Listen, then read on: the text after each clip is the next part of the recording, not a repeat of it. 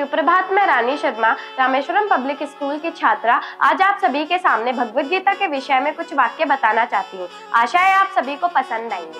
भगवद गीता में अर्जुन प्रश्न करते हैं, श्री कृष्ण उत्तर देते हैं। अर्जुन प्रश्न करते हैं, श्री कृष्ण उत्तर देते हैं।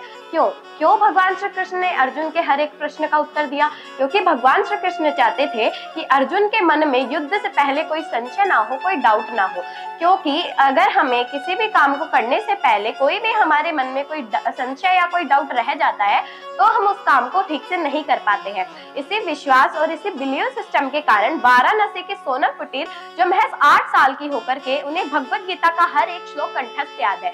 न केवल श्लोक कंठस्थ याद है बल्कि उसको यह भी पता है कि कौन सा श्लोक किस अध्याय से लिया गया है।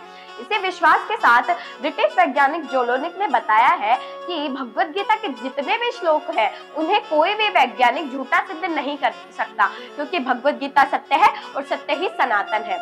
अब भगवद गीता सबसे बड़ी है, जी हाँ, सबसे बड़ी भगवद गीता, जिसका अनावरण स्वयं हमारे माननीय प्रधानमंत्री श्री नरेंद्र दामोदर दास मोदी ने किया है, जिसका भार 800 किलोग्राम है। अब भगवद गीता में भगवान श्री कृष्ण अर्जुन को भगवद गीता का ज्ञान देते हुए कहते हैं कि परत स्तुसे एवं बुद्धे परम बुद्धवा स्यात्मान मात्न जाहि शत्रु महाबाहु का रूपम दुरा सदम का रूपम। अर्थात भगवान श्री कृष्ण अर्जुन से कहते हैं कि हे महाबाहु अर्जुन, इस तरह तुम्हारी इस भौतिक बुद्धि के द्वारा उच्चतर आत्मा को वश में करो और इस काम नामक दुर्जय शत्रु का वध कर दो और तुम्हें संशय मेरा संशय रहित पूर्ण ज्ञान प्राप्त हो जाएगा।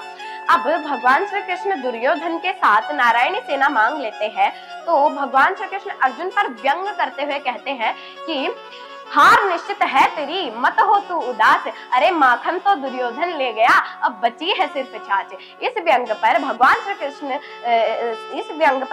कृष्ण के इस व्यंग से रुष्ट होकर के अर्जुन भगवान श्री कृष्ण के व्यंग पर कहते हैं कि अरे जीत निश्चित है मेरी, मैं क्यों हूँ उदास, माखन का मैं क्या करूंगा जब माखन चोर है मेरे पास।